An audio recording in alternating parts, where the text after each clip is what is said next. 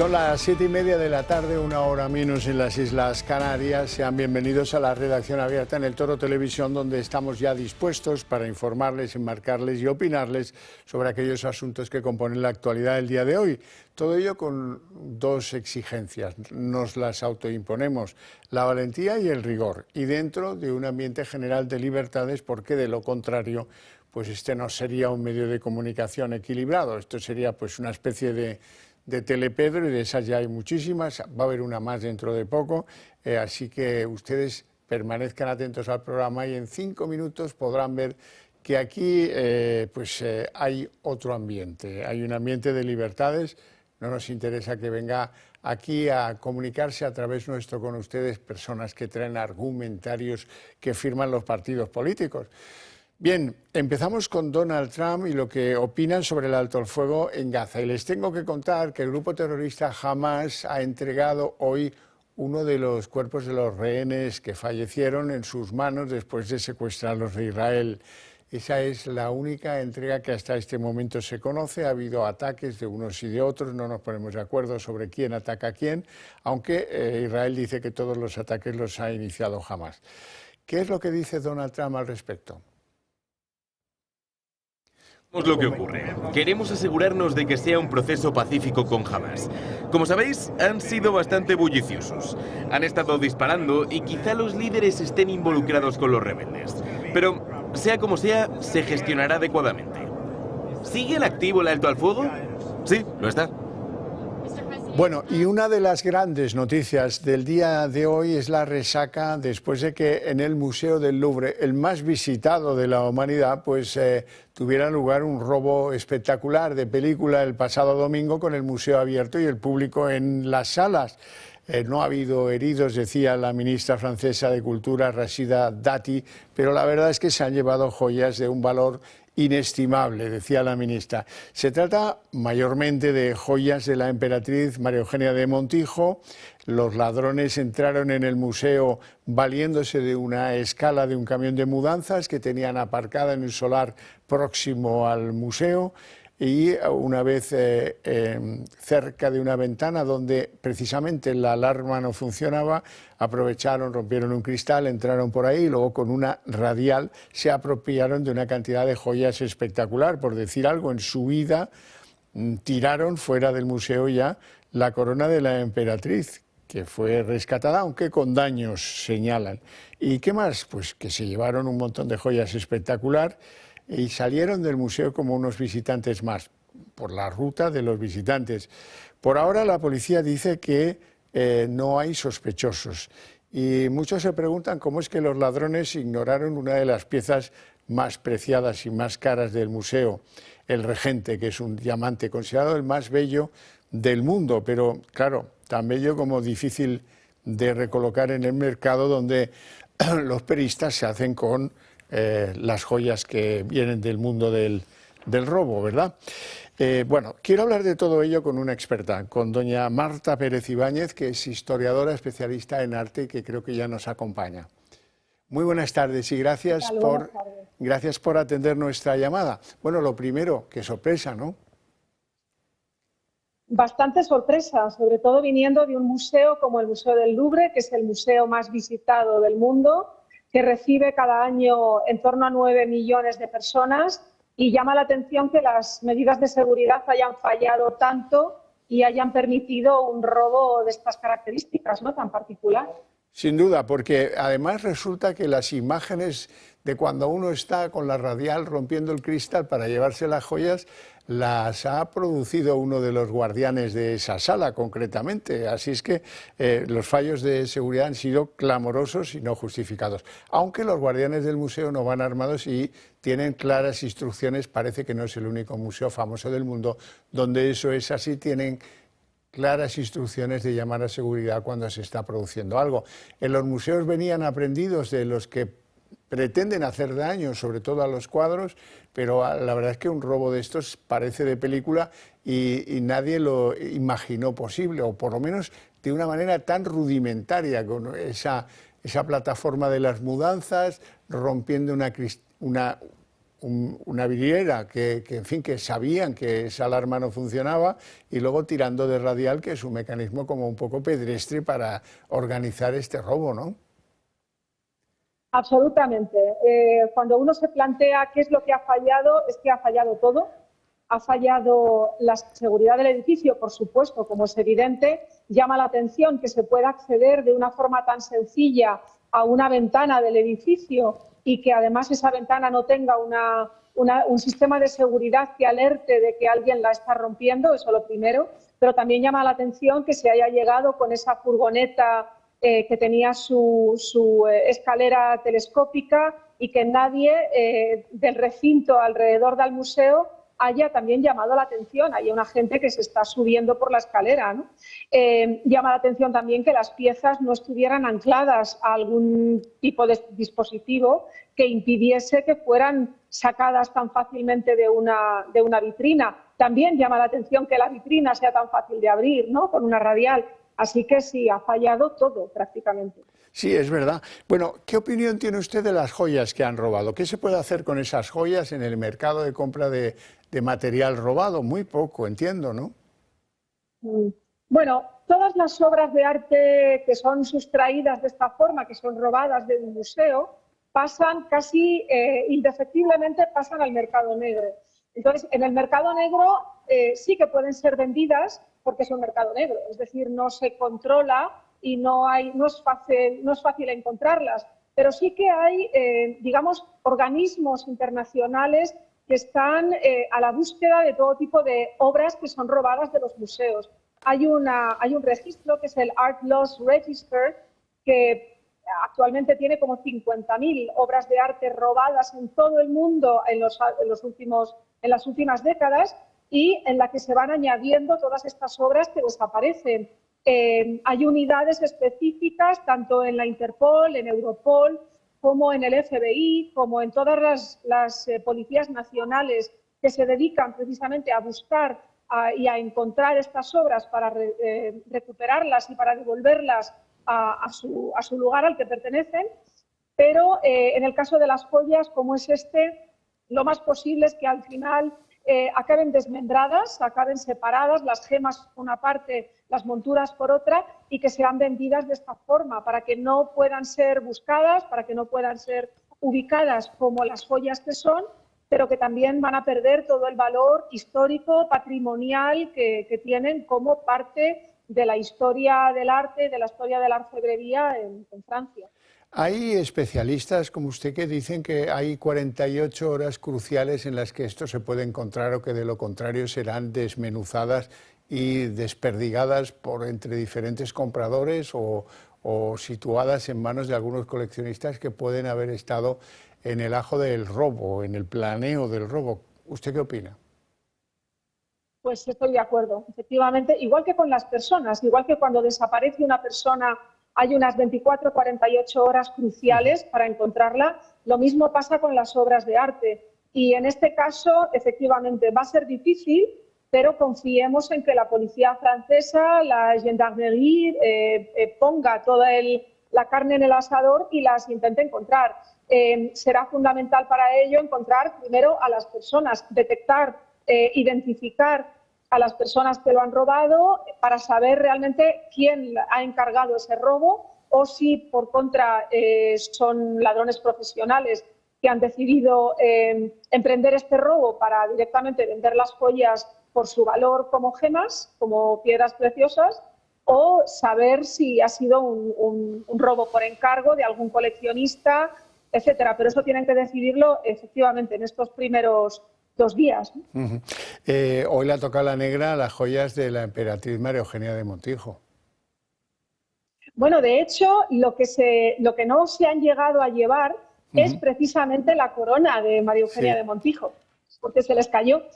Robaron 9 piezas y una de ellas se les cayó, que yo creo que es un error grave para cualquier ladrón, que se le caiga una pieza que acaba de robar, pero a ellos, por fortuna, se les ha caído y se ha encontrado esa corona. El resto de piezas que sí que han desaparecido son piezas que pertenecen al tesoro de Napoleón Bonaparte y de Napoleón III, el marido de Eugenia de Montijo, pero que son piezas efectivamente de un gran valor, no incalculable, pero sí de un gran valor histórico, artístico y patrimonial para el tesoro estatal de Francia.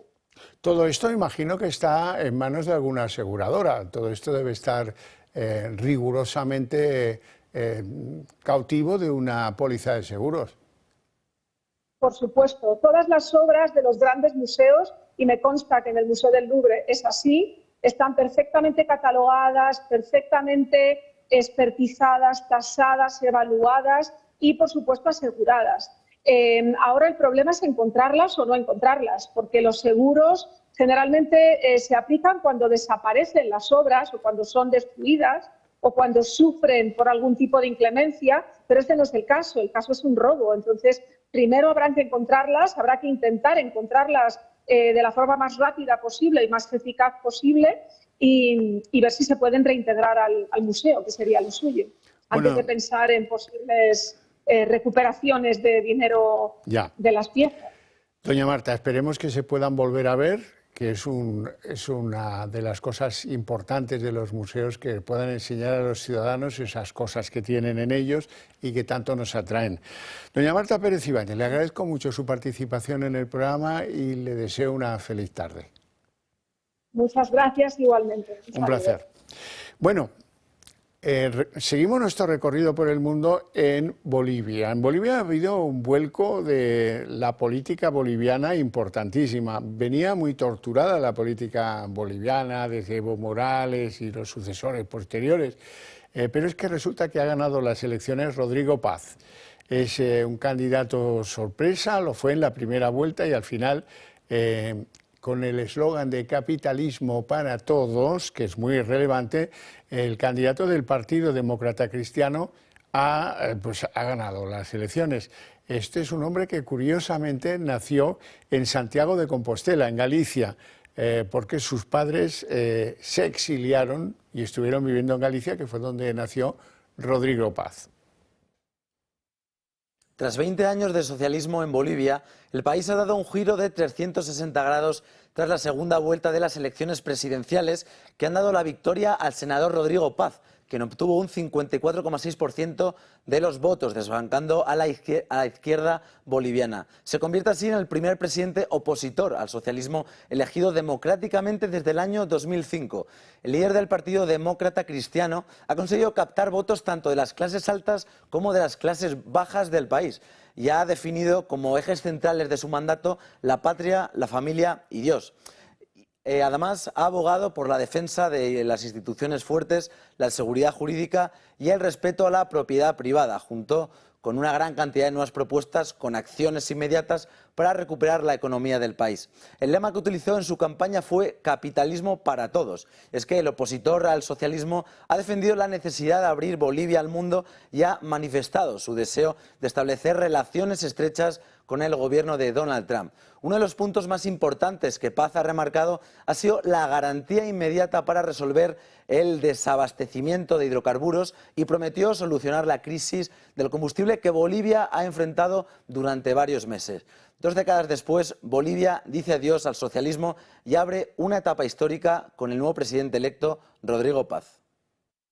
Ya en España tenemos que contarles que se ha producido una caída mundial de la nube de Amazon y esto ha provocado fallos en múltiples plataformas que nada tienen que ver con Amazon.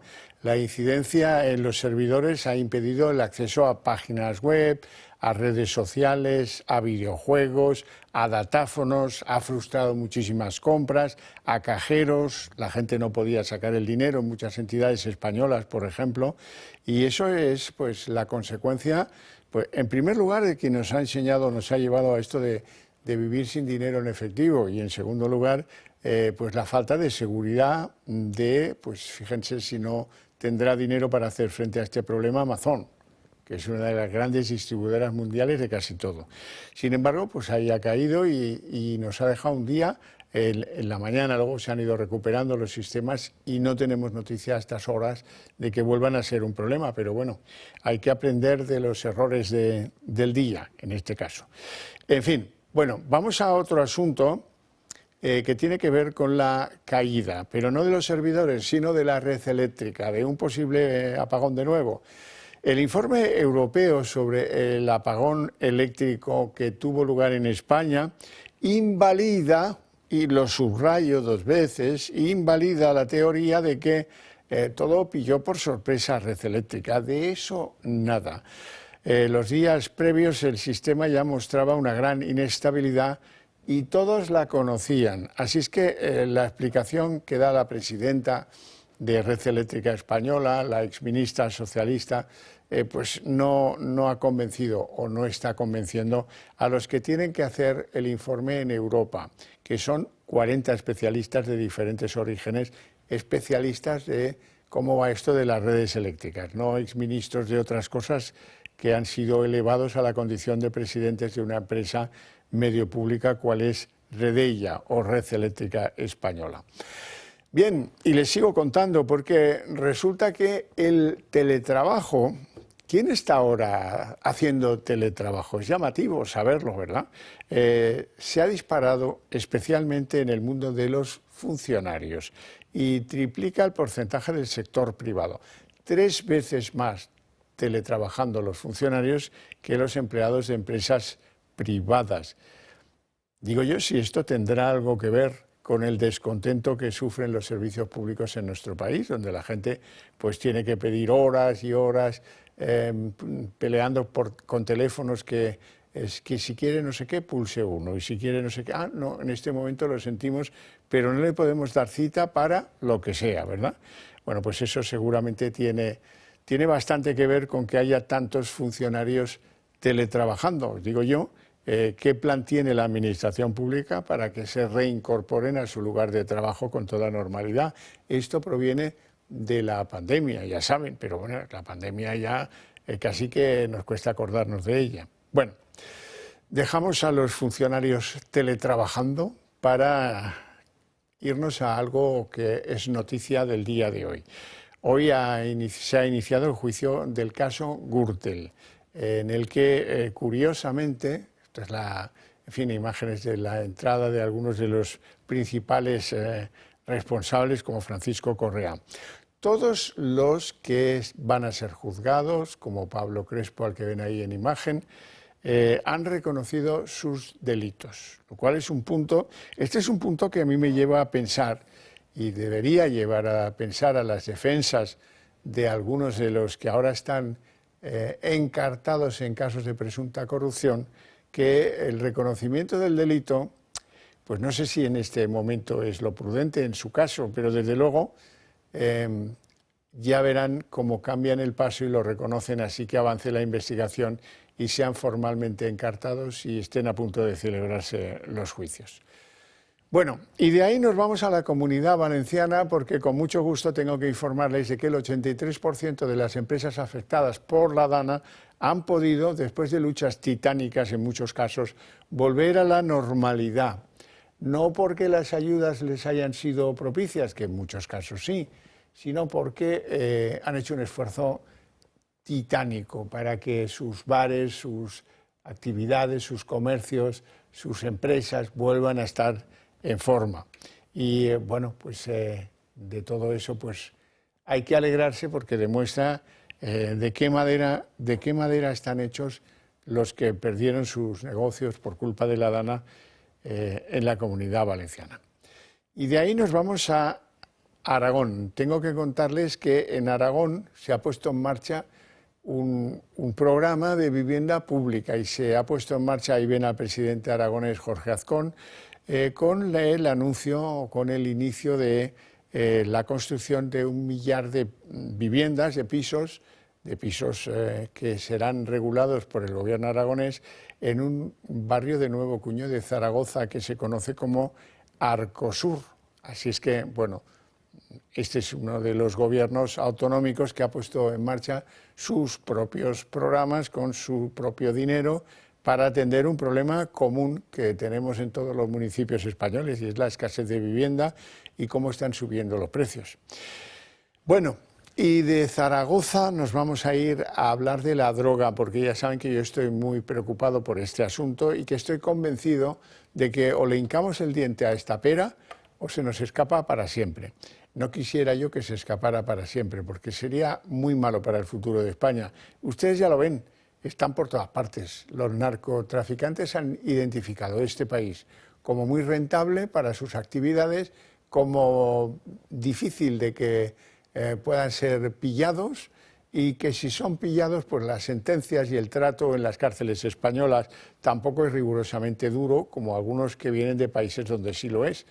Así es que han elegido España. Y como han elegido España, pues tenemos droga que entra por todos los puertos, que entra por submarino, que entra corrompiendo a funcionarios públicos. Y luego tenemos un efecto muy nocivo, que es la imitación. Hay quien ve que se puede ganar también la vida con el narco, que decide no buscar trabajo, decide bajar fardos de las gomas o de las lanchas, que es como les llaman, ellos les llaman gomas. Y hay otros muchos más que deciden que en su pueblo tienen una dependencia, un antiguo establo, una antigua cochiquera, lo que sea, todo vale para plantar droga. A veces es marihuana, a veces es hachís, bueno, por ahí nos movemos. Y hoy en día es que esto es muy lamentable, pero no hay pueblo en España donde no se haya interceptado una granja de producción de droga. Sería fácil acabar con ellas, estoy pensando en voz alta, porque todas pinchan la luz ilegalmente. Así es que las compañías eléctricas deben saber dónde tienen fugas importantes de electricidad en sus circuitos de la red. Mira, a lo mejor no tendríamos apagones si esto sirviera para cerrar esos que no pagan la luz que están utilizando para que crezcan las plantitas o para que se refrigeren. Bien, yo lo que puedo hacer al respecto es enseñaros imágenes para que no perdáis de vista la gravedad, que esto está por todas partes, que tiene diferentes formas y que desde luego algunas son muy preocupantes. Hoy empezamos nuestro recorrido en Palma de Mallorca, donde han sido detenidas 6 personas, entre ellas el líder de una organización de narcotráfico que se escapó por los tejados y que, por cierto, le buscaban en los juzgados desde el año 2023. No pusieron mucho ahínco por lo que se ve. Bueno, finalmente ha caído él y una red pequeña ahí en Palma, 6 detenidos. Y de ahí nos vamos a Logroño. En Logroño ha caído un punto de venta específicamente dedicado a vender droga a los menores. Podían incluso consumirla en el interior de este edificio donde entra la Policía Nacional. No importa, no hay problema, aquí la compráis y la consumís aquí, en fin, todo estupendo. Esto en Logroño. Como veis, no importa.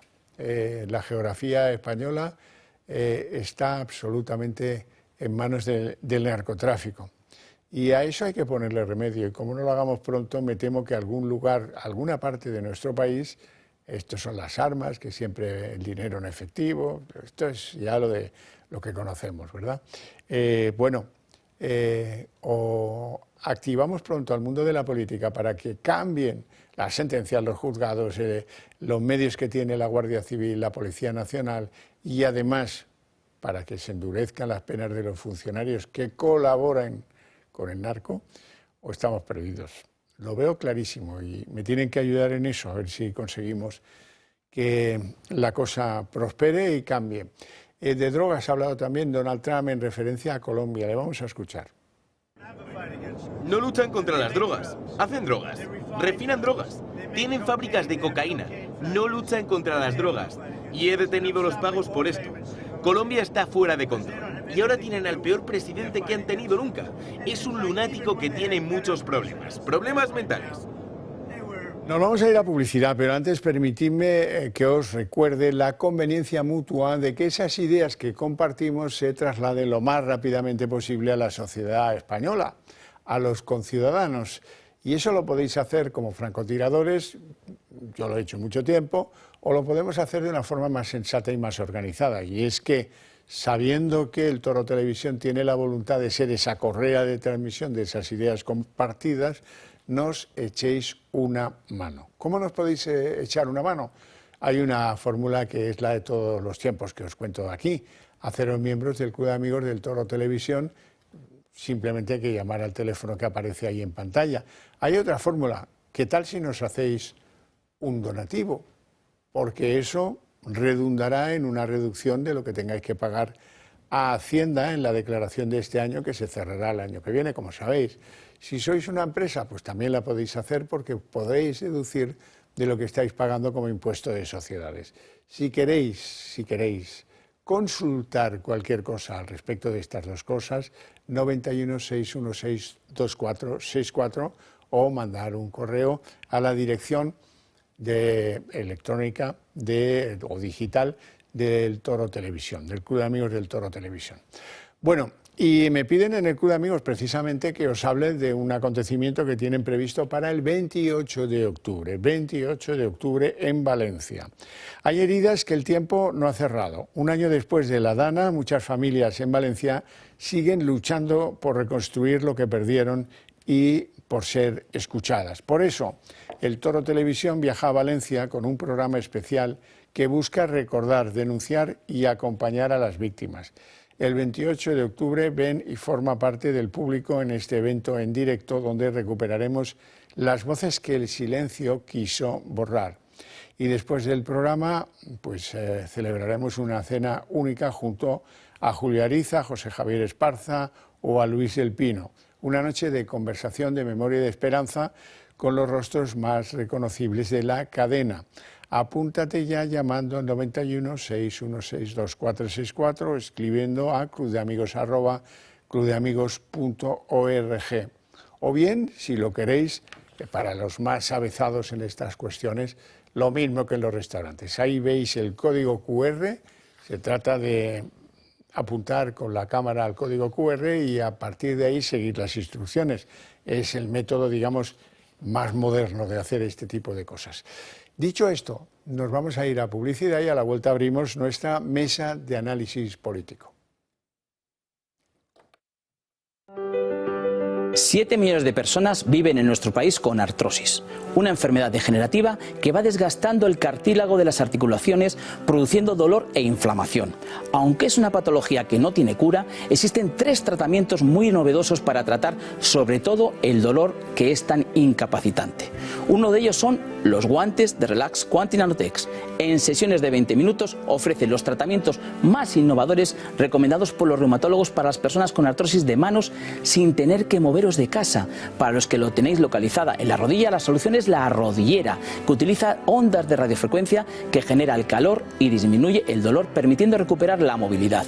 Y por último, este cinturón para aliviar el dolor en la zona dorsal y lumbar, gracias a una combinación de láser dual, infrarrojos, calor local y masaje por vibración. No lo dudes, llama al 900-730-122 y di adiós al dolor de manos, rodilla y ahora también de la zona lumbar.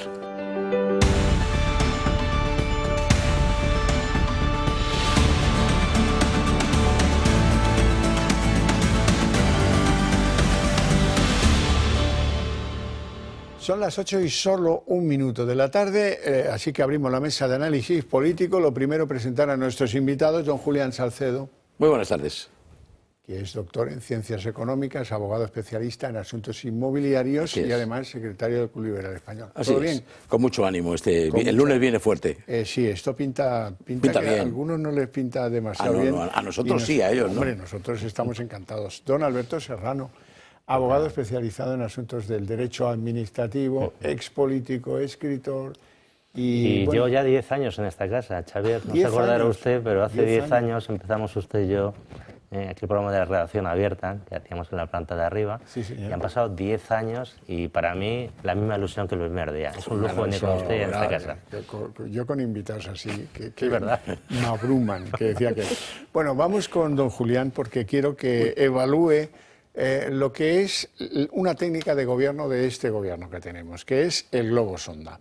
Sale alguien y dice una cosa que no ha pensado, que no ha comentado con nadie y que además es una sorpresa y además es una gran tragedia para un colectivo impresionante del que depende nuestra economía, que son los autónomos. Lo dice así, bueno, y además, desde ya, las cuotas proporcionales a los ingresos. Anda, la gente se lo mira y dice, yo eso no lo puedo pagar, yo eso no lo puedo pagar.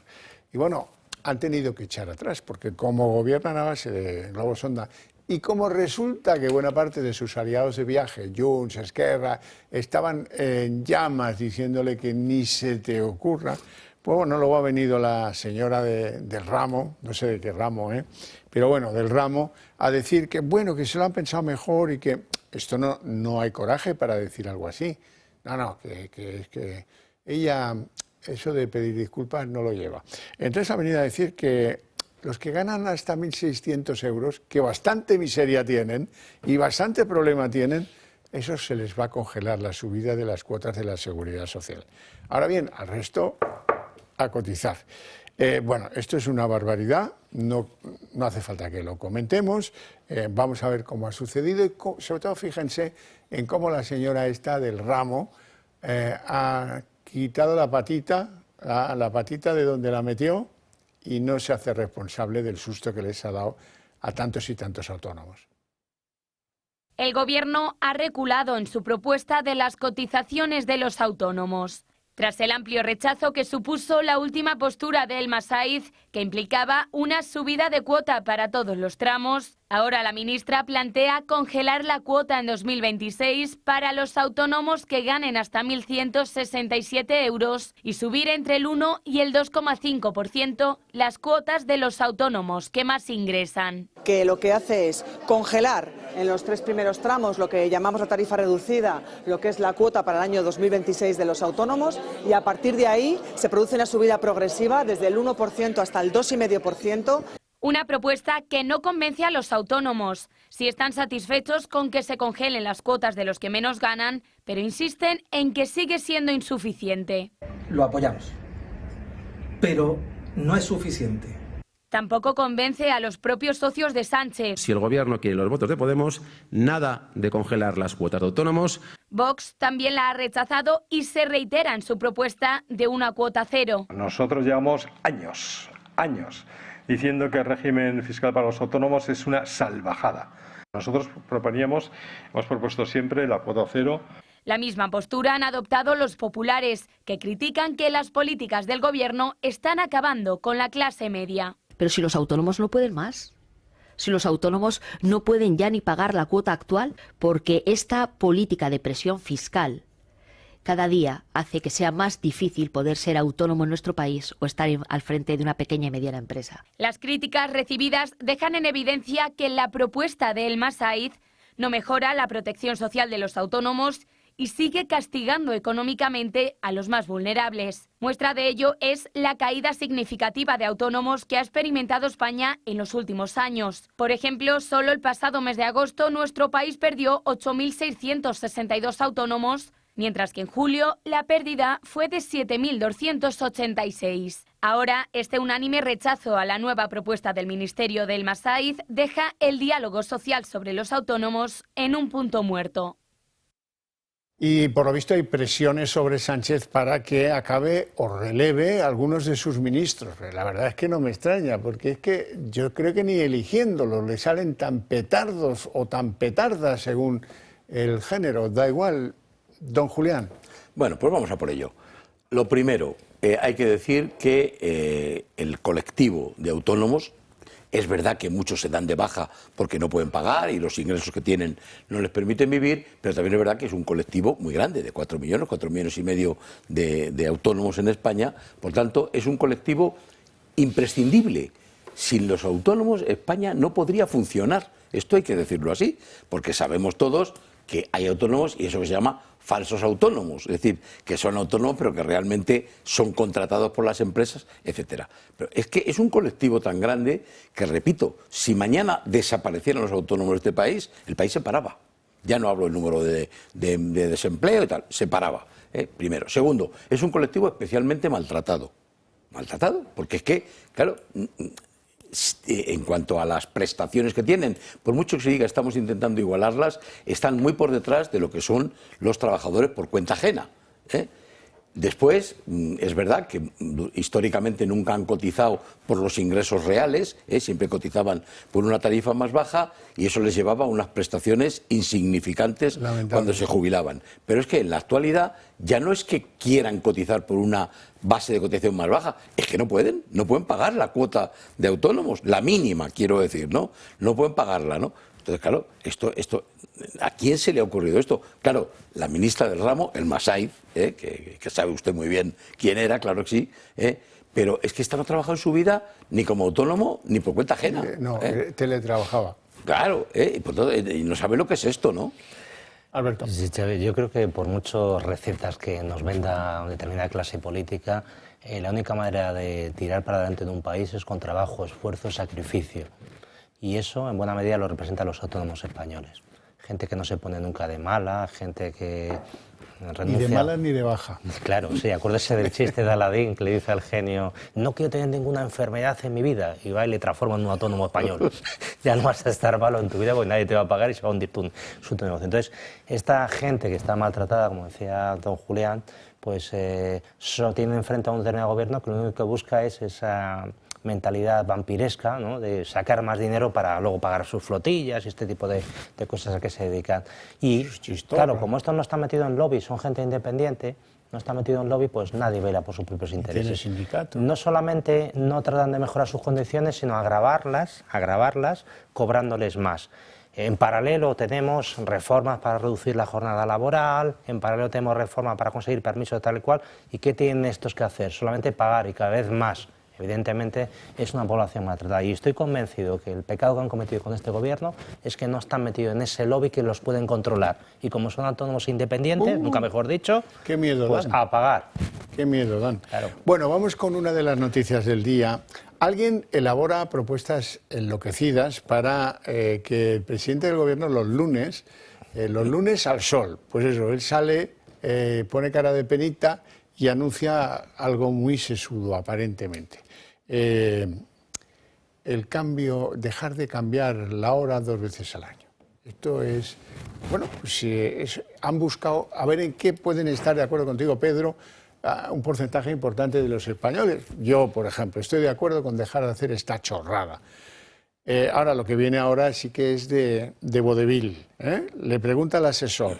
Entonces, presidente, ¿a cuál nos vamos? ¿Al de invierno o al de verano? Y el presidente dice, eso da igual, Memo, porque le da igual, porque esto es una tontería más que se decidirá en Europa, y si acaso, pues España llevará una propuesta, pero si el presidente no sabe si vamos a ir al horario de invierno o al de verano, es que no se aproxima mucho al problema, como siempre, por cierto. Es más, la prueba del 9 de que no se acercan a ningún problema y son unos petardos, nos la ofrece hoy Félix Bolaños, el triministro. Vean cómo se lía y cómo dice que esto de cambiar el reloj 2 veces al día, muy malo. Como sabéis, esta semana se vuelve a cambiar la hora, otra vez, y francamente yo ya no le veo sentido. En todas las encuestas a las que se les pregunta a los españoles y a los europeos, de manera mayoritaria están en contra de cambiar el horario.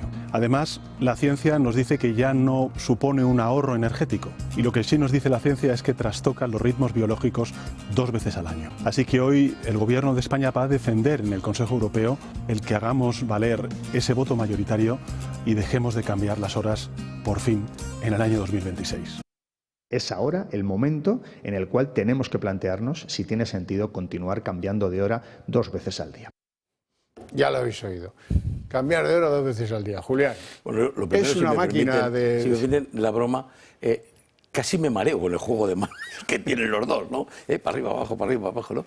Bueno, dicha ahora ya en serio, efectivamente no sabe si quiere el de verano o quiere el de invierno. Probablemente si le llegan a preguntar, pero en el de invierno se adelanta o se retrasa la hora, pues tampoco lo sabe. Que dice, no, vamos a defender en el Consejo de Ministros de Europa, la Comisión, pues si llevan años debatiendo acerca de si suprimen el cambio de hora, ¿no? Porque efectivamente sí que parece comprobado que causa algunos efectos en el reloj biológico, etcétera. No está muy claro cuáles, pero sí que efectivamente los causa. Pero claro, Europa, ¿por qué no ha adoptado todavía esa decisión? A lo mejor es porque no se lo ha dicho Sánchez y ahora lo resuelve, no ¿verdad? Creo. Claro que no.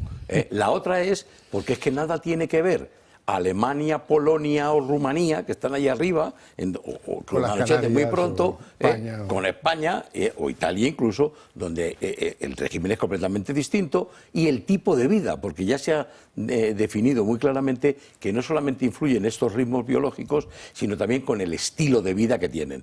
Nosotros tenemos muchas horas de sol, mejor tiempo, salimos a la calle, vivimos en la calle, y esto tenemos que aprovechar, es una ventaja aprovechar más horas de luz al día, mientras que en invierno probablemente lo notamos menos, ¿no?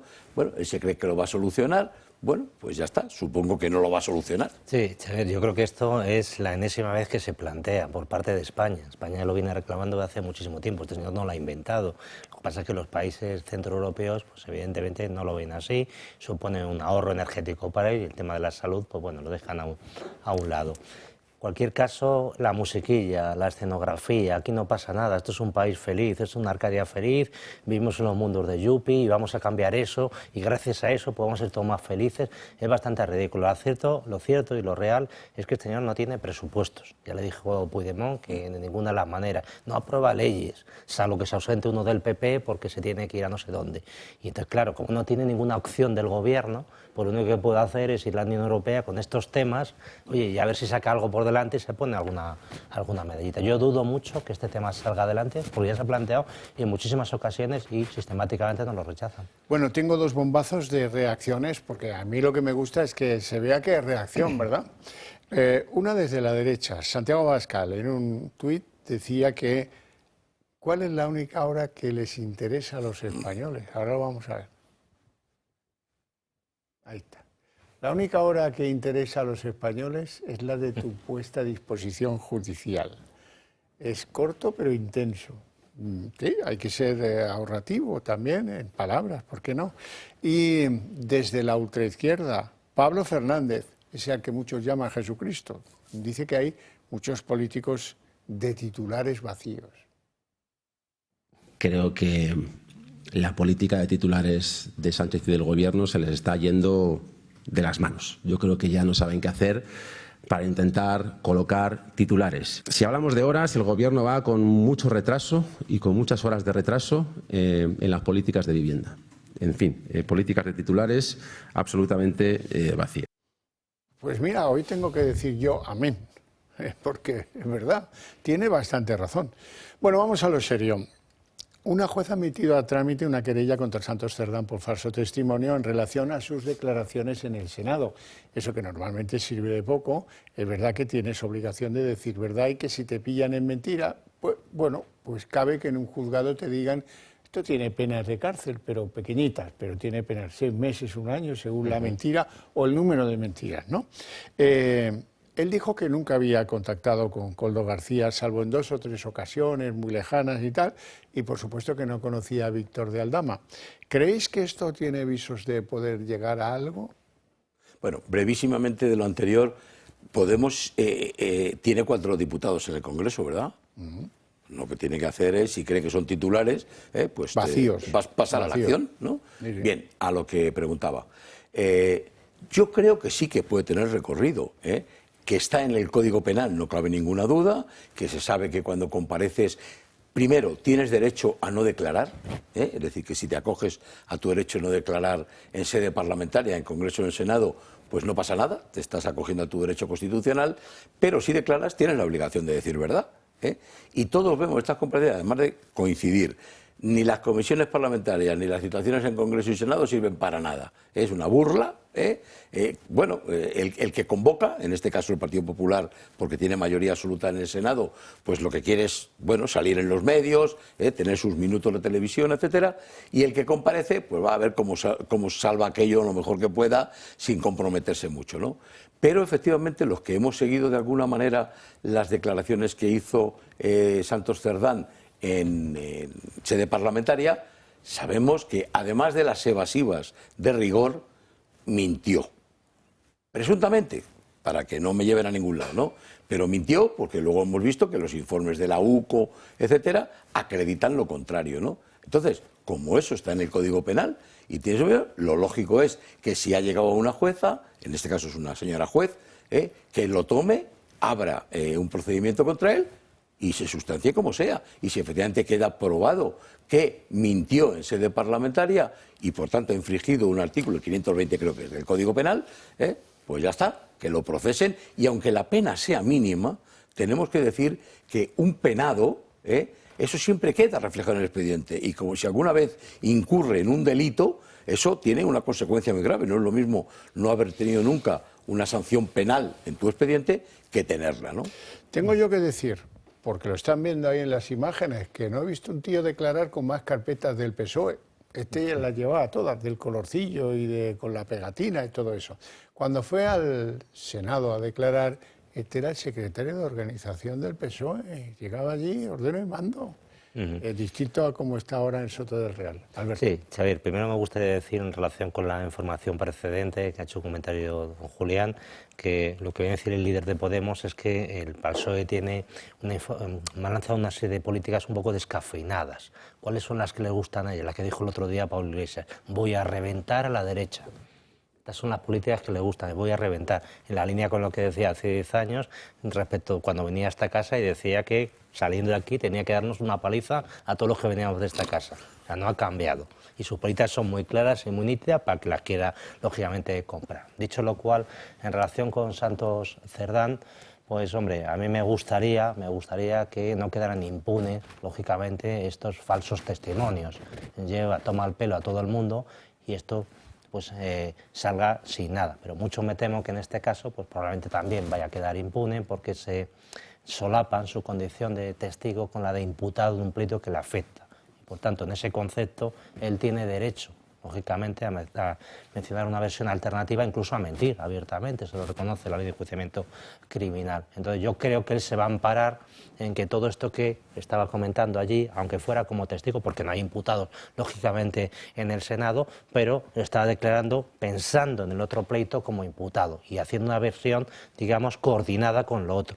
Entonces, por ahí, en cuanto a lo que es el propio falso testimonio, pues se tratará de escaquear. Conociendo cómo funciona la justicia, dentro de 2 años, pues a lo mejor lo archivan. En cualquier caso, el menor de los problemas que tiene Santos Cerdán a día de hoy, yo creo que es este. Desde luego que sí. Vamos a hacer una pausa de publicidad, apenas 2 minutos, y enseguida continuamos con temas apasionantes, como el dinero que tenía el tío de las saunas, por llamarles algo, de Begoña Gómez. Eso es espectacular.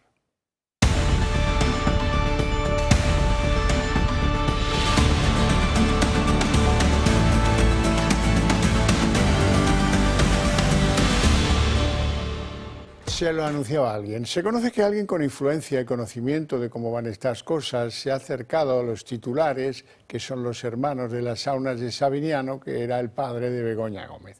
Y les ha dicho, uy, ¿esto cómo lo tenéis fiscalmente? Dice, muy mal. Dice, mira, yo tengo aquí 1 milloncejo, que lo tengo aquí, y pues hay que regularizar eso. Bueno, pues alguien ha ido y ha regularizado más de 1 millón de euros en efectivo que venía del negocio de las saunas. Lo cual ha dado pie a algún curioso periodista para investigar esto de cómo va esto de las saunas y dónde están, una en Segovia, otra en... Bueno, y escucha una cosa, y es verdad que hubo un tiroteo apenas meses antes de que Sánchez llegara a la Moncloa, lo hubo, y el que disparó era uno de Salamanca, por cierto, dicho sea de paso. Entonces, aquella intervención policial, consecuencia del tiroteo, pues dio lugar a que uno de los detenidos dijera, no, si yo había ido al local de Sabiniano Gómez a comprar cocaína, ya la tenemos montada.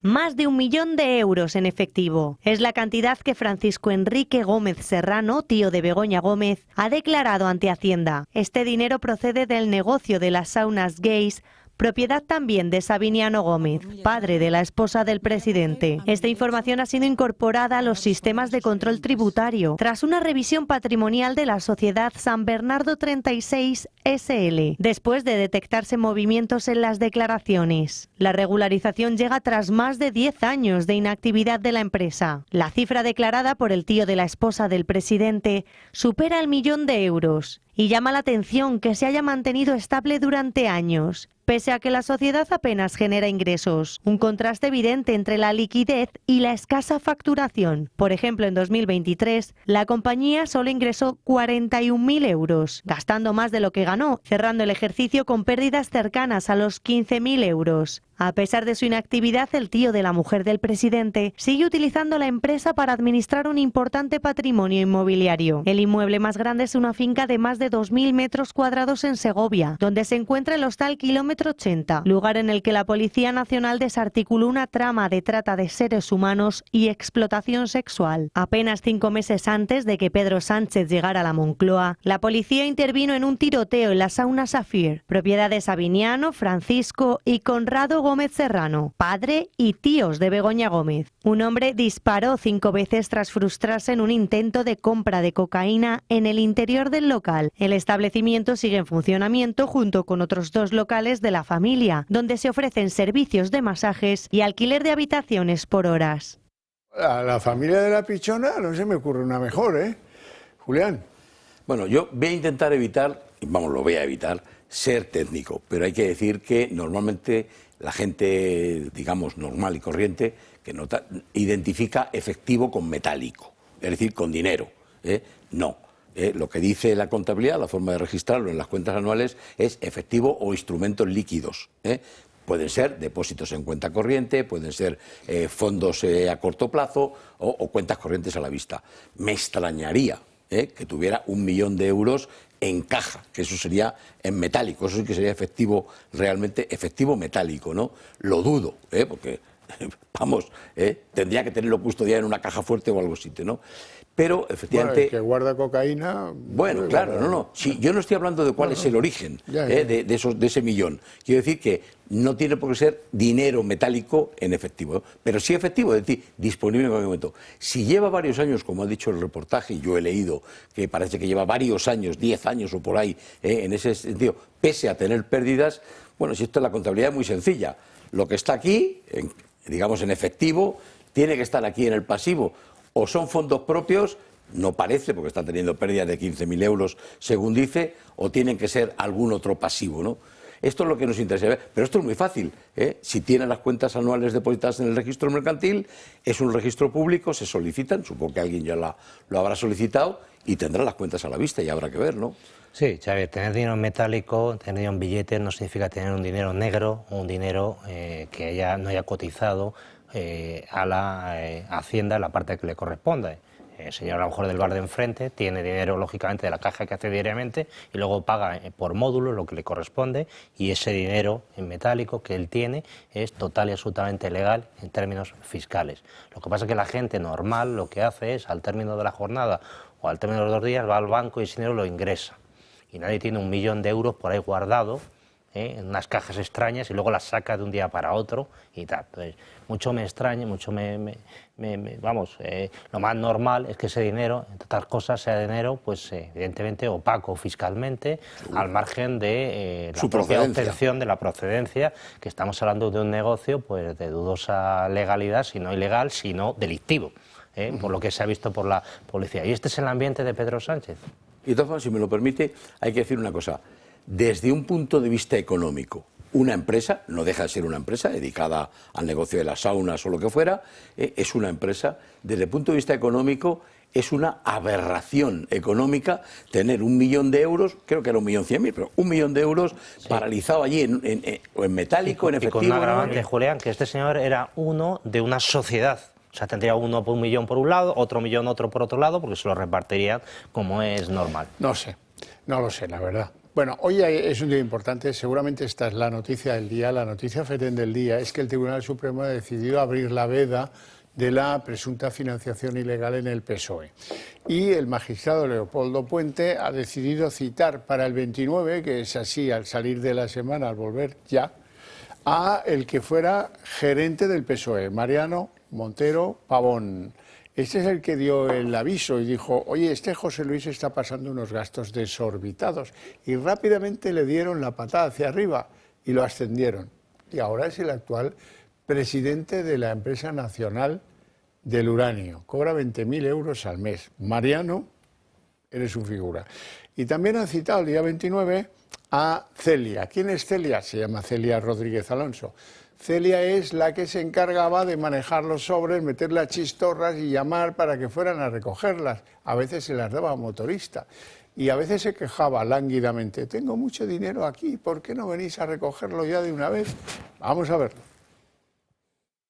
Pagos sin declarar y anticipos sin justificar de los años 2017 y 2018 demuestran que el PSOE disponía de una caja B para realizar los pagos en efectivo a Ábalos y a su entorno. Según El Español, en los documentos sobre las liquidaciones de gastos de Koldo García se detecta un desajuste de al menos 7.000 euros entre lo declarado por el PSOE al Tribunal de Cuentas y los pagos efectuados a Koldo García. Y atención, porque a los 7.000 euros de los pagos no declarados se suman a los 20.000 euros de desajuste ya detectados por la UCO. Por lo tanto, el desajuste total ascendería al menos a 27.000 euros. Si entramos más en detalle, en uno de los documentos, el PSOE pagó 2.400 euros a Koldo García, incluyendo un anticipo en efectivo de 1.000 euros. Sin embargo, el partido solo declaró al Tribunal de Cuentas un pago de 1.463 euros mediante transferencia bancaria, omitiendo los 1.000 euros en efectivo entregados en mano a Koldo García. En otro de los documentos, fechados en enero del 2018, los gastos de Koldo ascienden a 1.893 euros. Sin embargo, según las cuentas públicas de Ferraz, el PSOE no pagó ningún gasto a Koldo García en enero del 2018. También es llamativo este documento en el que el PSOE certificó un pago de 928 euros a Koldo, pero también omitió en sus declaraciones dos pagos adicionales de 300 y 1.021 euros correspondientes a dietas y viajes de Koldo. Unos pagos adicionales que nunca fueron declarados por el PSOE al Tribunal de Cuentas. La responsabilidad de no declarar estos pagos recae en el partido y de manera particular en Mariano Moreno, gerente del PSOE en aquel momento. Durante su gestión, las hojas de liquidación de gastos presentaban inconsistencias como tachaduras y datos sin justificar. Mariano Moreno está ahora blindado por Pedro Sánchez con un sueldo de unos 20.000 euros al mes en Enusa. Sin embargo, el Supremo lo ha citado a declarar junto a una trabajadora de la Secretaría de Organización del partido por los pagos en efectivo que recibían del PSOE José Luis Ábalos o Koldo García.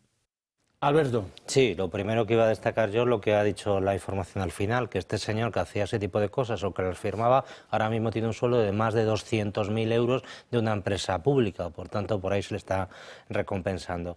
Yo creo que a mí me gusta, sabe usted, hablar mucho de la corrupción. Entonces, una de la corrupción muchas veces le gusta como maquillarla, ¿no? Sobre todo de cara al empresariado. ¿Cómo se hace esto?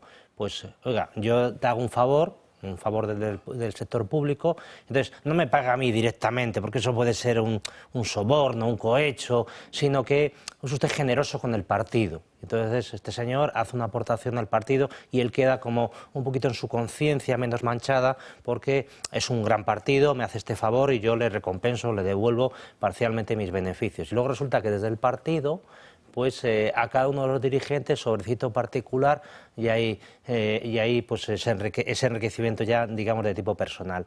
Hemos dicho antes que tener mucho dinero en metálico es una cierta sospecha de que eso no está contabilizado, que eso no está registrado. Bueno, por lo que parece en el Partido Socialista esto era bastante habitual. Lo lamentable de todo esto es que, primero, hay un organismo que se dedica a investigar las cuentas de los partidos políticos, que es el Tribunal de Cuentas.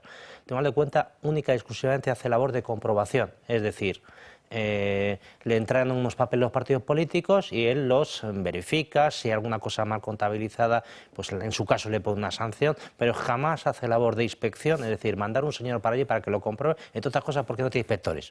Es imposible que pueda llevar a cabo ninguna labor de inspección. Y ya concluyo, lo último, que si se demuestra la financiación ilegal del PSOE, lo lamentable es que no tendrá ningún tipo de repercusión. No tendrá ninguna repercusión, le saldrá gratis al Partido Socialista. La legislación tiene que ser mucho más exigente y mucho más dura con los partidos políticos que cometen este tipo de fechorías, que van dopados a las elecciones, llámese Partido Socialista, llámese cualquier otro, de tal manera que al menos les sancionara durante un periodo de tiempo a no presentarse a las elecciones con la pérdida del derecho del sufragio activo y que les afectara en algo. Al final, todo esto, ¿qué se va a traducir? Seguramente una multa, bueno, pues la sacan de la caja y bueno, y van tirando y nada más. Por tanto, desde aquí, si nos oye alguien, un poquito más de rigor en la normativa para castigar estos tramposos. Bueno, me llama mucho la atención la interpretación que da el triministro Félix Bolaños a todo esto. Escúchela. Pues le digo que, mire, son cantidades tan menores que se aclararán, como se están aclarando todas las cuentas que tienen que ver con el Partido Socialista. Hombre, 27.000 euros, ministro. Desde luego, si lo comparamos con el sueldo del tío de Nusa, es verdad que es una cantidad menor. Bueno, mientras que como presidente de NUSA no tiene por qué tener necesariamente conocimientos contables, ella no quiere hablar ni económicos ni contables, porque es una empresa estratégica y se supone que debería saber de la estrategia del uranio. Ese planeta que está con plutonio. Pero, claro, uranio con plutonio. Pero como gerente financiero, que creo que era, del Partido Socialista, lógicamente sí que tiene que tener conocimientos no financieros, en este caso contables. Y lo que hemos conocido presuntamente, para no tener ningún problema, es lo más burdo y lo más vulgar. Esto se hacía cuando yo era pequeñito, es decir, cuando empezaba mi carrera profesional y las cuentas todavía se llevaban casi ni informatizadas, ¿verdad? Y es que, bueno, tú tienes en caja 100.000... Mundo de los manguitos. Claro, el mundo de los manguitos, 100.000 pesetas entonces, ahora serían 100.000 euros en caja. Eso sí que es efectivo metálico, ¿no? Dinero al contante y sonante. Y resulta que empiezo de esos 100.000 a darte a ti 10.000, 10.000, 10.000, 10.000 y reparto 90.000, pero no los considero gasto, no los contabilizo, los doy como, lo hemos visto, anticipo. Como anticipo, se queda en la caja y yo sigo diciendo que tengo 100.000 euros en caja. 90.000 en vales, que son los anticipos, y 10.000 o 1.000 en metálico. Y eso, según acabamos de ver, si queda acreditado, es lo que hacían. Es decir, con esto no hace falta contabilizar el gasto. Yo sigo teniendo el dinero en caja. Y tú, Alberto o Javier, me debéis 10.000 euros que os he anticipado. Cuando me justifiquéis los gastos, me devolveréis los 10.000 o incluso tendré que pagar 1.000 más. El mecanismo, repito, es de los años 70, ¿vale? En los años 70 esto era muy frecuente y se hacía no como una corrupción ni como un mecanismo de evadir impuestos y tal, sino como un mecanismo de funcionamiento normal. Cuando ha ocurrido que no se pueden hacer pagos en metálicos superiores ahora a 1.000 euros y tal, todo es mucho más simple. O te doy una tarjeta de crédito y lo justificas, o pásame el justificante y yo te hago una transferencia y te la abono en tu cuenta. Punto y guión, ¿no? Esto, insisto, años 70. Conclusión, no era gente sofisticada, José Luis Salvo, los coldos, le gustaba la chistorra. Desde luego, para ir de ahí a la presidencia... La juega, los cubatas... O Santos Cerdán. Desde luego, para ir de ahí a la presidencia de NUSA, menudo recorrido. Desde luego.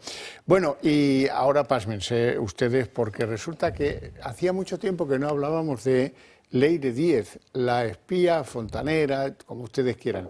Yo prefiero llamarla periodista de investigación. Fíjate tú qué periodista de investigación tenemos aquí hoy en la mesa. Resulta que ella con su socio, que es este hombre Javier Pérez Dolcet, se entrevistaron 2 veces con gente del Banco Sabadell. ¿Por qué? Porque les apretaba la OPA. ¿Para qué? Para venderles material contra el BBVA por 1 millón de euros. ¿Y qué materiales podían tener la espía esta y el Dolcet?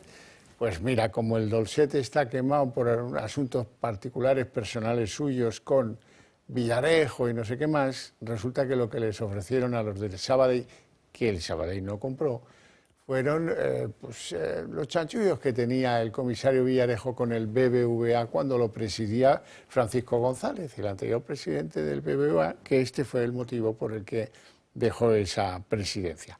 2 encuentros, uno en Madrid y el otro en Tarifa, en Cádiz, para ver si colaba, para ver si... O sea que el Sabadell no solo tuvo el apoyo de ella, de la patronal Fomento del Trabajo, del Parlamento de Cataluña, de Cuerpo, del gobierno del PSOE en Madrid, sino que también tuvo los apoyos, o los pudo haber tenido, de Leire Díez y de Javier Pérez Dolcet. El PSOE utilizó a su fontanera Leire Díez para frenar la OPA del BBVA al Sabadell. En los primeros meses, la supuesta periodista de investigación se reunió al menos 2 veces con emisarios del Sabadell para trasladarles que tenía información sensible del BBVA capaz de dinamitar la operación. El primer encuentro se produjo en Madrid, en mayo de 2024. El banco envió a un consultor externo y Leire, la espía del PSOE, iba acompañada por Javier Pérez Dolcet, empresario procesado por fraude en la Audiencia Nacional y vinculado también a la búsqueda de información comprometedora contra jueces, fiscales y agentes de la UCO. En coordinación todo con Ferraz. Aseguraron al banco catalán que con grabaciones y archivos inéditos podrían desactivar la OPA. Estos documentos estaban relacionados con operaciones encubiertas que el BBVA encargó durante años al excomisario José Manuel Villarejo. La información no iba a ser gratuita. Exigían 1 millón de euros con la promesa de que el gobierno redoblaría su oposición a la OPA. También pedían que el Sabadell utilizara esa información para arremeter contra el PP por su vínculo con Villarejo, pero el banco rechazó la oferta. Los fontaneros del PSOE no desistieron y acordaron un segundo encuentro, esta vez con su jefe en las cloacas, Santos Cerdán, pero el banco de Josep Oliu dio por concluidas las conversaciones. Meses después forzaron una nueva cita con el Sabadell en Tarifa, Cádiz, en agosto de 2024. Esta vez no pidieron dinero, pero insistían en que se destacaran los vínculos del PP con Villarejo. El banco volvió a rechazar las gestiones, pero los fontaneros del PSOE continuaron contactando con empresarios, fiscales, abogados y dirigentes políticos para tratar de conseguir información negativa sobre los supuestos enemigos de Moncloa y así intentar tapar casos de corrupción del gobierno o influir en las causas judiciales. Como en la famosa reunión en la que trataron de recabar datos sobre el teniente coronel de la UCO, Antonio Balas, responsable de las investigaciones sobre el hermano y la mujer de Sánchez, también del caso del fiscal general del Estado y la trama Koldo. Alberto Serrano, ¿has conocido alguna periodista de investigación que te pida 1 millón de euros por...? Pues no sé si está, pero vamos, como profesión, yo creo que si va pidiendo un periodista 1 millón de euros, ¿qué hacemos nosotros aquí? Eso me pregunto yo. Yo creo que ella, evidentemente, pedía 1 millón de euros para repartirse entre un colectivo. Eso lo ve todo el mundo y él traía la información que ese colectivo, los que están detrás, el Mr. X de turno, le había proporcionado, y eso iba incluido, yo creo, pues unos ciertos privilegios gubernamentales, llámale X, de tal manera que esto tenían capacidad de frenarlo siempre y cuando, que era lo importante, pagaran el 1 millón de euros. Entonces ya activa una determinada maquinaria que implica tanto ilegal como legal para frenar todo esto, que es al final un poco por la línea que se tradujo al final, porque además lo lamentable de todo esto es que se frenó, como bien sabe, la compra con aquella decisión bastante polémica del Consejo de Ministros, que ha tenido problemas lógicamente legales con la Comisión Europea, porque legítimamente un banco quería optar a tragarse a otro determinado banco dentro de lo que es líneas normales de mercado. Pero bueno, ellos van en contra de todo eso y pretendían pues darle determinados privilegios gubernamentales, pero claro, todo esto previo pago correspondiente, que obviamente iría en parte a esa famosa caja que luego se repartían de esa determinada manera. A mí me parece algo increíble y sobre todo cómo vendía ya la información, diciendo, bueno, y tengo información sensible que afecta al señor no sé qué del BBV, o en concreto a su mujer a lo mejor, que esto le puede arruinar la vida y por tanto tengo esa capacidad. A mí me recuerda pues al impuesto revolucionario un poco de la ETA, ¿no? Esas cartas, ¿no? Que se mandaban. Usted le interesa pagar, hágame caso. Le interesa pagar y le va a ir bien la vida, y si no paga, pues le va a ir necesariamente mal. Y yo conozco a algún empresario que en una situación parecida ha estado y ha dicho, oiga, mire, yo pago Hacienda, usted me dice cuál es el impreso que tengo que rellenar y yo lo pago, pero lo que no voy a hacer es pagarle a usted, porque no soy tan idiota de darme cuenta que todo esto es una marrulla. Y el señor que paga en esas circunstancias tiene que ser consciente que todo es una marrulla y él participa en la misma. Julián. Si se reconoce que Leire Iglesias es periodista de investigación, yo exijo ser tratado como jugador de baloncesto. Es de chiste, ¿no? Pero en serio, ¿no? Primero, eso de pedir 1 millón, ¿para qué? Si la OPA estaba condenada al fracaso con las medidas que había adoptado el gobierno, ¿qué podía ofrecer esta información sensible? Si no necesitaban información sensible en el Banco de Sabadell, la OPA estaba, y lo hemos dicho muchas veces aquí, condenada al fracaso, ¿no? Pero sobre todo hay un matiz que quiero hacer. si efectivamente, como parece que decía la información y está acreditado, que el Banco de Sabadell, alguien, no sabemos si fue el presidente, los servicios jurídicos y tal, se reunió con estos dos personajes, deberían de ser cesados, destituidos, fulminados de inmediato. ¿Para qué? ¿Pero cómo con estos? Una señora que sabemos que está en un proceso judicial, que está investigada por los tribunales, el otro señor que sabemos que tiene unos pleitos tremendos, Pérez Dolcet y tal. ¿Pero cómo una cúpula de un banco como el Banco de Sabadell, y además en un momento preciso que era en una pugna por una OPA y tal, aceptan reunirse con ellos para lo que fuera? Aunque le dijeran... Por eso enviaron a un consultor externo a la casa. Para bueno, que pero el consultor externo estaría mandado por el Banco de Sabadell, por alguien, ¿no? Obviamente. Bueno, cambiamos aquí de asunto porque resulta que los negociadores de Junts le han mandado un mensaje, le han dejado en el buzón a Pedro, no sé si en el de invierno o en el de verano, pero le han dejado un mensaje a Pedro que es indubitado. Le dicen, no hay perspectivas de recuperar la relación.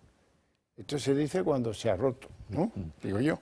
Y mira que resulta que al final, pobre María Jesús Montero se va a quedar compuesta y sin novio, porque dice, es que tan graciosa ella, supuestamente, que lo intenta cada día hacer el chiste, ¿no? Le falta todavía el techo de gasto para presentar algo que se pueda parecer en el futuro a unos presupuestos que parece que los socios ya están diciéndole desde Suiza que ni hablar. Pero ella dice que está trabajando tanto que tenemos, los que están trabajando con ella, tenemos la cara del gas. Y respecto a los presupuestos generales del Estado, saben que soy discreta cuando estoy negociando, pero les puedo avanzar que estoy centrada en cerrar la senda de estabilidad para llevarla en unos días al Consejo de Política Fiscal conjuntamente con el techo de gasto. Vamos a seguir trabajando, sudando la camiseta, como dice mi presidente, partido a partido. Y dice, y tenemos la cara del gas. Bueno, esto de los presupuestos, Julián. Joder, cómo debe estar la camiseta, tanto sudor, ¿no? Estar para ponerla así colgada. Perdón hoy. Bueno, sabemos que el no presentar los presupuestos es inconstitucional. Es verdad que la Constitución ni otras normas no prevén una sanción específica por no hacerlo. Seguir hablando de que estamos trabajando en ello, pero oiga, si no tenía usted que trabajar, si lo tenía que tener terminado antes del 30 de septiembre y haberlos presentado antes del día 1 de octubre. Entonces, ¿esto a qué viene? Incluso puede hasta que lo presente, si puede, hasta que lo presente sin ninguna probabilidad de éxito, ¿no? En cuanto a Puigdemont, esta llamada de atención que ha dicho, hemos roto relación y tal, bueno, hasta que le dé un abracito en forma de alguna contraprestación y bueno, vemos que han rectificado, ¿no? Digo yo, ¿no?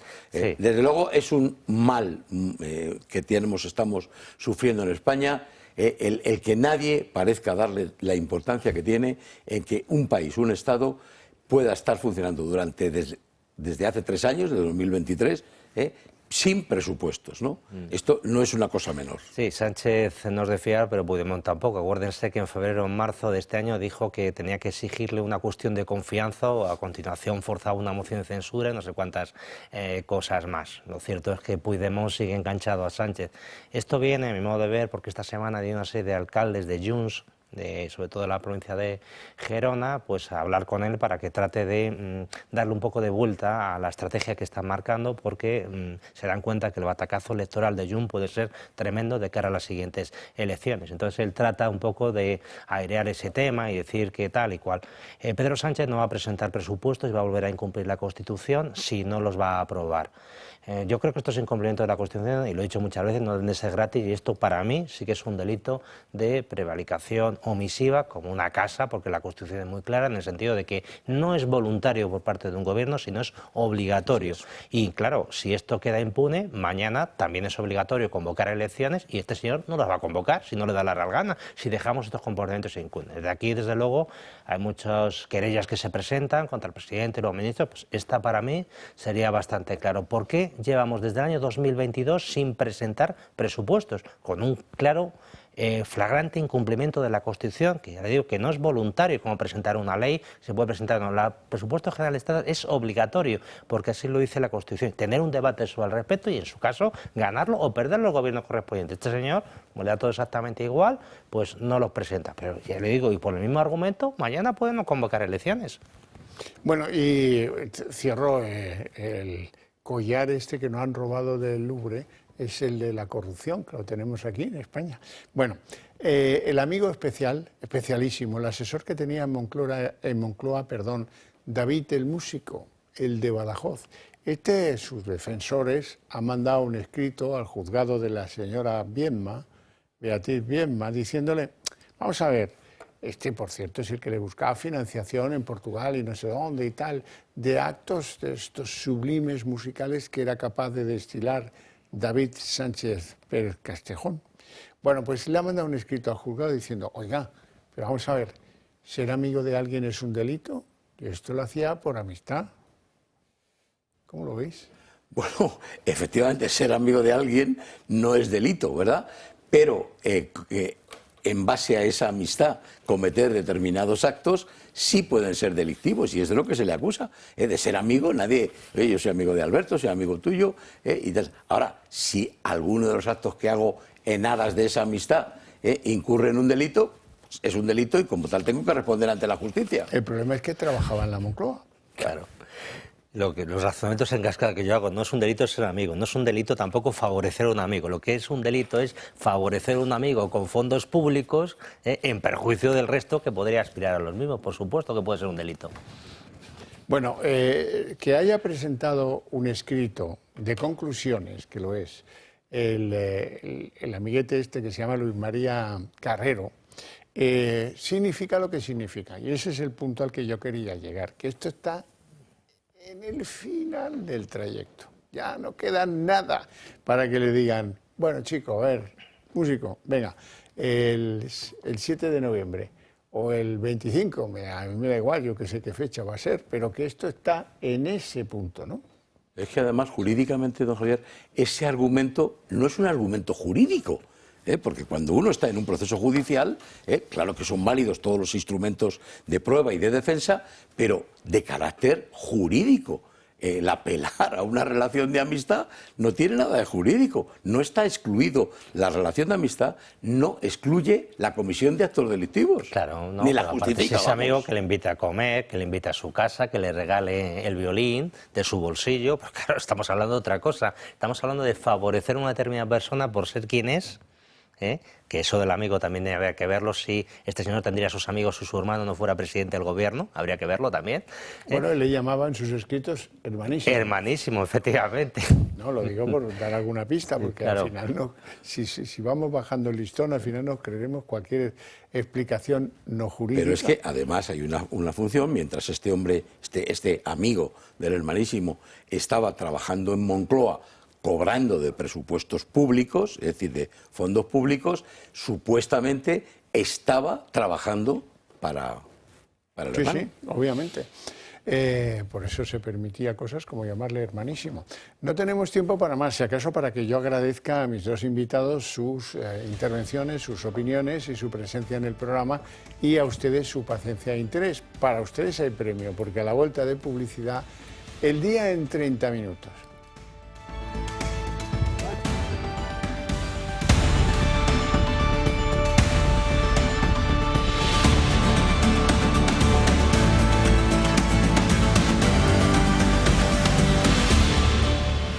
El día en 30 minutos. El Tribunal Supremo ha abierto hoy una vía claramente destinada a investigar si en el PSOE había financiación ilegal o no.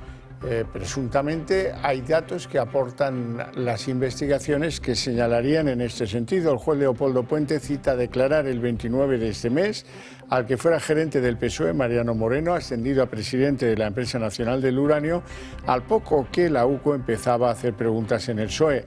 Y también ha citado a la empleada Celia Rodríguez, la que se encargaba de repartir los sobres con chistorras, legumbres, soles, lechugas y demás. El Español ha tenido acceso además a documentos que todavía no obran en poder de la UCO y que señalan un descuadre de más de 27.000 euros entre lo declarado y lo aportado, lo pagado a Koldo García.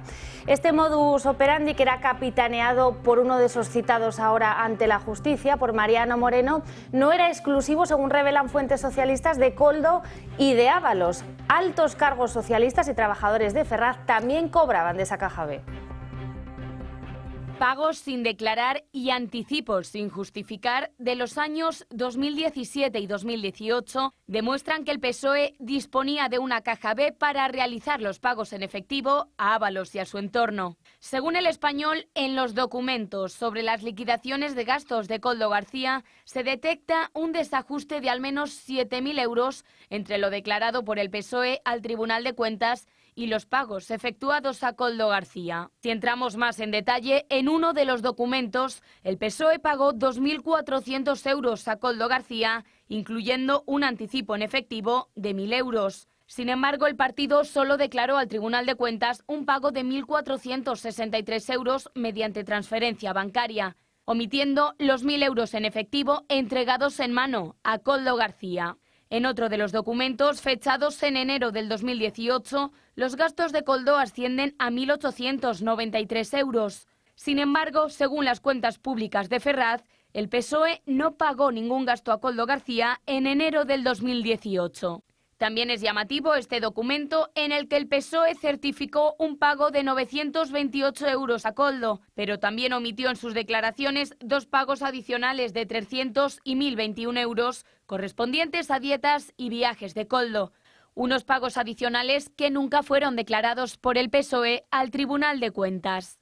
La responsabilidad de no declarar estos pagos recae en el partido y de manera particular en Mariano Moreno, gerente del PSOE en aquel momento. Durante su gestión, las hojas de liquidación de gastos presentaban inconsistencias como tachaduras y datos sin justificar.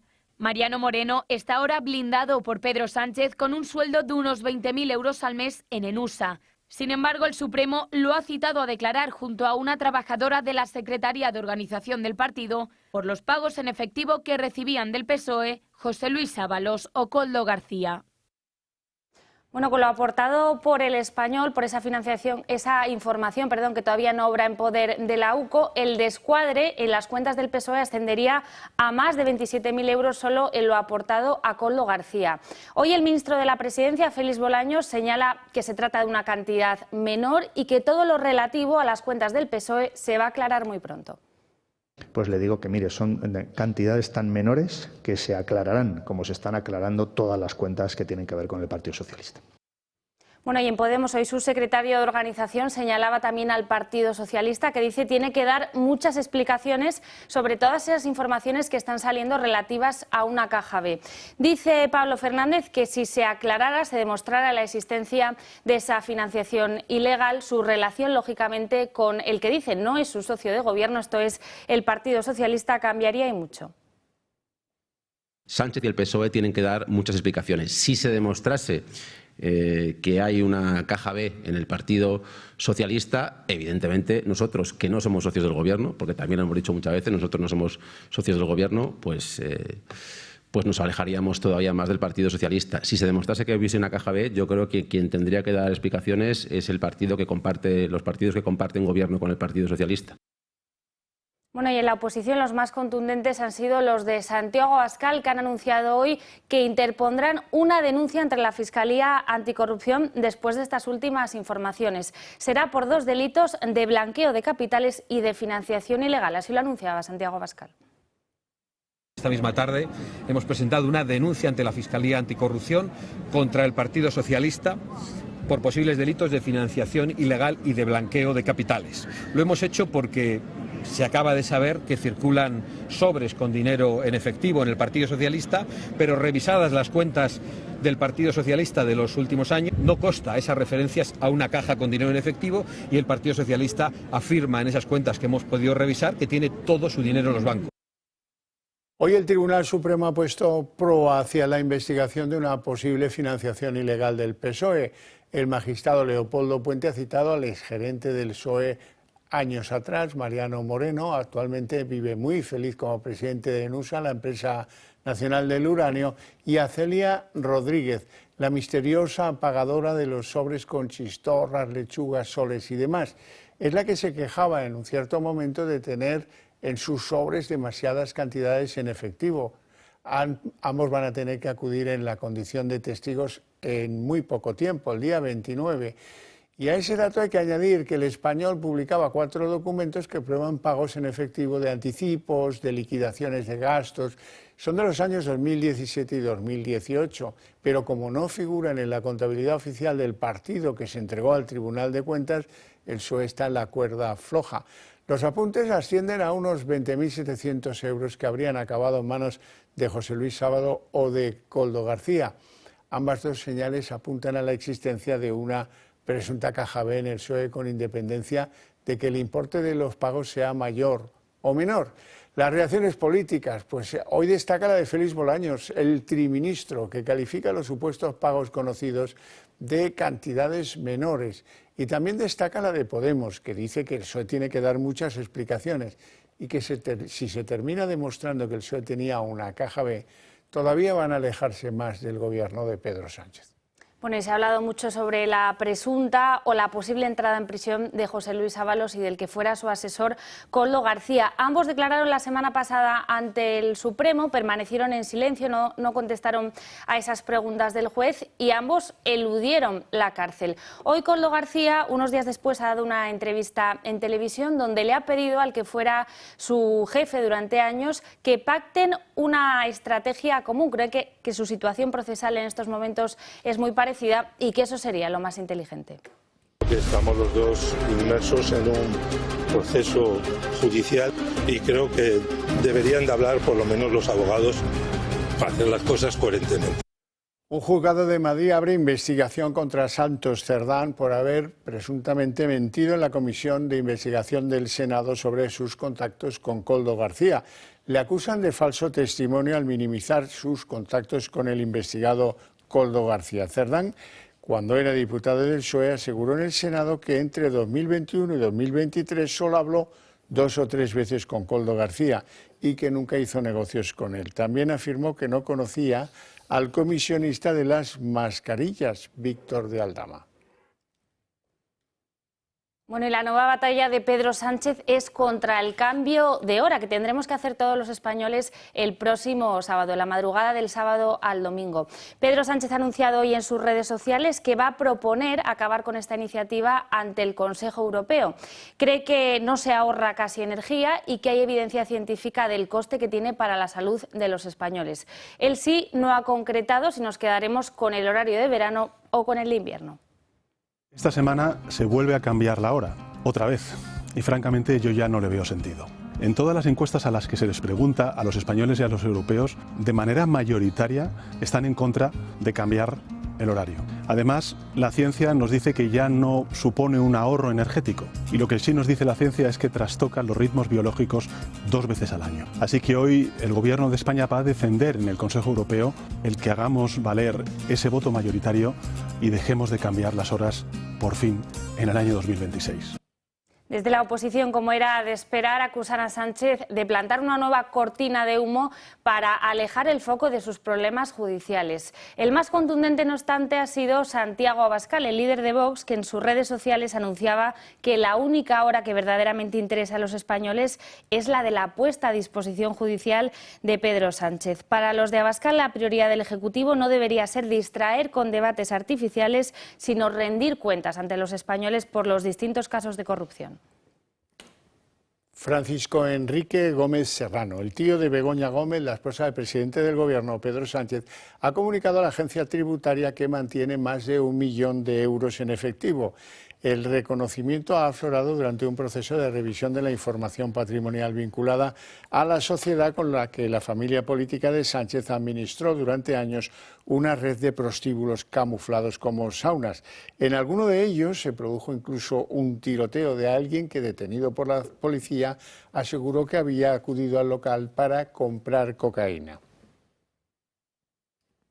Más de 1 millón de euros en efectivo. Es la cantidad que Francisco Enrique Gómez Serrano, tío de Begoña Gómez, ha declarado ante Hacienda. Este dinero procede del negocio de las saunas gays, propiedad también de Sabiniano Gómez, padre de la esposa del presidente. Esta información ha sido incorporada a los sistemas de control tributario tras una revisión patrimonial de la sociedad San Bernardo 36 SL, después de detectarse movimientos en las declaraciones. La regularización llega tras más de 10 años de inactividad de la empresa. La cifra declarada por el tío de la esposa del presidente supera el 1 millón de euros. Y llama la atención que se haya mantenido estable durante años, pese a que la sociedad apenas genera ingresos. Un contraste evidente entre la liquidez y la escasa facturación. Por ejemplo, en 2023, la compañía solo ingresó 41.000 euros, gastando más de lo que ganó, cerrando el ejercicio con pérdidas cercanas a los 15.000 euros. A pesar de su inactividad, el tío de la mujer del presidente sigue utilizando la empresa para administrar un importante patrimonio inmobiliario. El inmueble más grande es una finca de más de 2.000 metros cuadrados en Segovia, donde se encuentra el Hostal Kilómetro 80, lugar en el que la Policía Nacional desarticuló una trama de trata de seres humanos y explotación sexual. Apenas 5 meses antes de que Pedro Sánchez llegara a la Moncloa, la policía intervino en un tiroteo en la sauna Safir, propiedad de Sabiniano, Francisco y Conrado Gómez Serrano, padre y tíos de Begoña Gómez. Un hombre disparó 5 veces tras frustrarse en un intento de compra de cocaína en el interior del local. El establecimiento sigue en funcionamiento junto con otros 2 locales de la familia, donde se ofrecen servicios de masajes y alquiler de habitaciones por horas. Y en lo relativo al caso David Sánchez hay novedades sobre Luis Carrero, ese ex asesor de presidencia al que la juez cree que David Sánchez también enchufó en la Diputación de Badajoz. De hecho, hay correos que así lo prueban. Ahora, su defensa pide que se retiren los cargos del caso por falta de pruebas y por quebrantamiento de la presunción de inocencia. La defensa de Carrero considera que ser amigo de no es ningún delito, pese a que reconoce que en un caso político y mediático como este puede levantar sospechas. Ha dicho la relación entre su cliente y el hermano del presidente del gobierno. Leire Díez, la espía del PSOE, y su socio y amigo Javier Pérez Dolcet ofrecieron información muy confidencial al Sabadell para tener munición con la que defenderse de la OPA del BBVA. Esa información tenía que ver con los antiguos trabajos que el comisario Villarejo había hecho para el Banco Vasco. La presunta periodista de investigación pedía 1 millón de euros por esa información que no interesó al Banco Sabadell. El PSOE utilizó a su fontanera Leire Díez para frenar la OPA del BBVA al Sabadell. En los primeros meses, la supuesta periodista de investigación se reunió al menos 2 veces con emisarios del Sabadell para trasladarles que tenía información sensible del BBVA capaz de dinamitar la operación. El primer encuentro se produjo en Madrid, en mayo de 2024. El banco envió a un consultor externo y Leire, la espía del PSOE, iba acompañada por Javier Pérez Dolcet, empresario procesado por fraude en la Audiencia Nacional y vinculado también a la búsqueda de información comprometedora contra jueces, fiscales y agentes de la UCO, en coordinación todo con Ferraz. Aseguraron al banco catalán que con grabaciones y archivos inéditos podrían desactivar la OPA. Estos documentos estaban relacionados con operaciones encubiertas que el BBVA encargó durante años al excomisario José Manuel Villarejo. La información no iba a ser gratuita, exigían 1 millón de euros con la promesa de que el gobierno redoblaría su oposición a la OPA. También pedían que el Sabadell utilizara esa información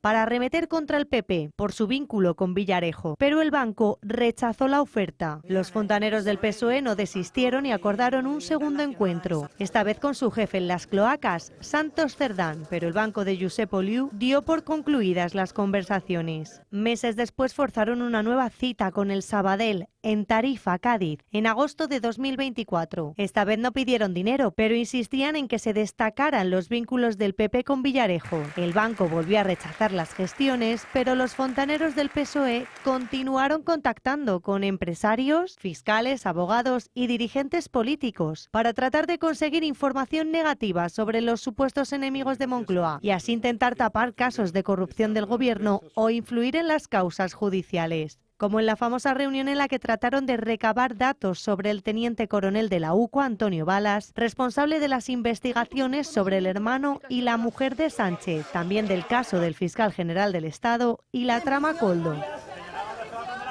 Y en la página económica el Gobierno ha reculado y ha dado marcha atrás con las subidas de las cotizaciones a los autónomos después del desencanto que había en el sector. La propuesta que pone ahora encima de la mesa Seguridad Social es congelar las cuotas más bajas para el año que viene y subir hasta 177 euros las más altas. Solo se salvarían de esa subida aquellos con rendimientos netos hasta los 670 euros. Desde los 670 hasta los 1.200. La propuesta sigue sin convencer a los trabajadores por cuenta propia que denuncian el permanente castigo a este colectivo. Solo el pasado mes de agosto nuestro país perdió más de 7.000 autónomos. Y en la página internacional, el robo en el Museo del Louvre, el más visitado del mundo, en pleno domingo, con público que había entrado a ver sus obras ya visitándolo y disfrutando de ellas. Se trata de un robo de cine, un robo increíble si quieren, porque se han llevado las joyas de la emperatriz Eugenia de Montijo, entraron como pudieron por una ventana que no tenía alarma a través de una escala de un camión de mudanzas y aprovecharon la oportunidad para con radial en mano cortar los cristales que separaban de sus manos las joyas que se llevaron de esta forma tan espectacular. Luego se fueron por la escalera como si fueran simples visitantes del museo. No quisieron llevarse el diamante más bello del mundo, el regente, que estaba justo al lado. Lo descartaron y se les cayó en su huida la corona de la emperatriz Eugenia de Montijo. La dejaron abandonada. La corona ha sufrido algunos daños en toda esta peripecia al caerse de las manos de los que pretendían robarla. Y Donald Trump vuelve a dar un volantazo con su postura respecto a la guerra de Ucrania. En la reunión mantenida la semana pasada en el despacho Oval con Zelensky, le habría pedido a este que cediera todos los territorios que están ocupados por Rusia en el Donbass. La reunión, según fuentes presentes, fue muy tensa, con un Trump insistiendo al primer ministro ucraniano en que si no cede será destruido por Putin. El presidente ucraniano esperaba además obtener los misiles de largo alcance Tomahawk de Estados Unidos. Zelensky, por su parte, asegura ahora que acudirá a Budapest a esa reunión bilateral entre Putin y Trump si es invitado para mantener contactos a cualquier nivel. Bueno, y los extranjeros cometen en proporción 5,2 veces más delitos sexuales que los españoles. Es la conclusión de una investigación del ingeniero José Manuel Molina tras bucear en los datos oficiales. Los no nacidos en España cometieron cerca de la mitad de delitos de este tipo en 2024, pese a representar solo un 11,7% de la población. Entre los datos que recoge el ingeniero destaca una subida del 85% de las violaciones cometidas por mujeres, así como un repunte especial entre personas africanas. Le siguen a este colectivo los americanos, con la mitad de las agresiones, y por último los asiáticos. Cataluña es la región española en la que se producen más delitos sexuales. Marina, hoy muchas personas han tenido una mañana frustrante. Todos esos que no llevan efectivo y se fían de pagarlo todo con sus tarjetas. Así es, porque se ha caído Amazon desde las 9 de la mañana hasta las 12. Seguro que muchos de ustedes lo han sufrido, y es que Amazon no solo reparte paquetes, sino que también presta servicios en la nube a muchas tiendas y a muchos comercios que han estado sin internet y sin poder pagar con tarjeta durante toda la mañana. Esto ha provocado el caos absoluto en tiendas, en cafeterías, en parkings y en gasolineras. Hasta la Oreja de Van Gogh ha tenido que retrasar su venta de entradas. Bueno, hasta aquí el día en 30 minutos. Les deseamos una feliz noche a todos, especialmente a los que continúen viendo La Señal del Toro Televisión. Y les dejamos con Sandro Meco como cada noche. Hasta mañana.